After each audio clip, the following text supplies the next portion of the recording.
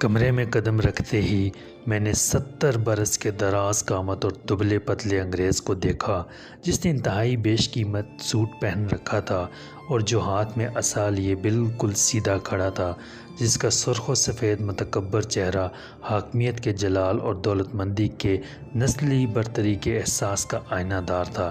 میں نے اسے فوراً پہچان لیا۔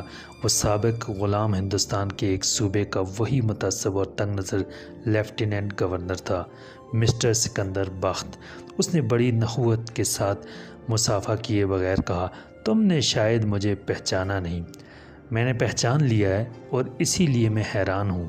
میں نے کہا، آپ کیا تابوت میں آخری کیل ٹھونکنے آئے ہیں؟ اس کا چہرہ بگڑ گیا۔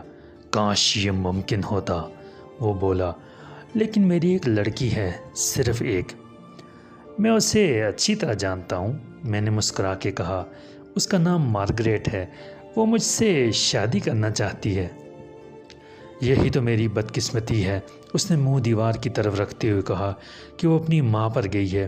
اس کی ماں بھی ایک سینیٹو پرنس کے ساتھ جانا چاہتی تھی۔ اب زندگی میں دوسری بار میری عزت خطرے میں ہے۔ تم اس خطرے کا وہی تدارک کر سکتے ہو، پہلی بار عزت کیسے بچائی تھی تم نے؟ اس کی صورت پر ایک تاریک سایہ پھیل گیا۔ بیوی کو میں نے باعزت طور پر دفن کرا دیا تھا۔ پھر تو کوئی مسئلہ نہیں، اب بیٹی کو زیادہ باعزت طور پر دفن کرا دو، میں نے تلخی سے کہا۔ اس نے مایوسی سے نفی میں سر ہلایا۔ شادی تو میں نے دوسری کر لی تھی، اب میں مجبور ہوں، اتنی بڑی بیٹی کہاں ملے گی؟ افسوس کہ برطانیہ کے عام شہری قوانین تم کو حاکم تسلیم نہیں کرتے، میں نے کہا، اور تم مجھے دفن نہیں کرا سکتے۔ وہ غلام ہندوستان تھا جہاں تم حاکم تھے اور قانون سے بالا تر تھے۔ اس کا چہرہ سرخ پڑ گیا۔ فرط اشتعال سے اس کا بدن لرزنے لگا، مگر وہ ضبط کر رہا تھا۔ سکندر بخت، میں اب بھی بہت کچھ کر سکتا ہوں۔ آدمی جو کرنا چاہے ہر جگہ ہر وقت کر سکتا ہے۔ کوئی قانون، کسی سزا کا خوف اس کی راہ میں حائل نہیں ہو سکتا۔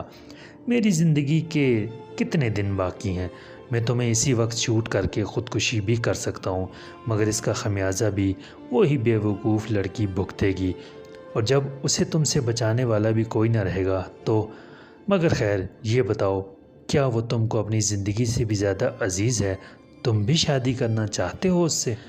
میں نے اس کی مزید تذلیل کے لیے کہا مارا، میں اب غلام نہیں، آزاد ملک کا خوددار شہری ہوں سر۔ میں کسی بھی تم جیسے لاٹ کی بیٹی سے جوتے تو صاف کرا سکتا ہوں، مگر شادی کا شوق اسے ہے۔ شٹ اپ، وہ چلایا، یہ مت بھولو کہ میں ایک باپ ہوں۔ میں تم سے ایک سودا کرنے آیا ہوں، اور اس لیے تمہاری بکواس سن رہا ہوں کہ مجھے تم جیسے شیطان سے نجات کی 2 صورتیں نظر آتی ہیں، جس میں میری عزت بھی محفوظ رہے گی اور تم پر میرا احسان بھی رہے گا۔ لک ہیئر، میں تمہیں اس الزام سے بچا سکتا ہوں، سمجھے؟ میں نے غور سے اسے دیکھا۔ میں تمہارے احسان کے مقابلے میں سزائے موت کو ترجیح دوں گا۔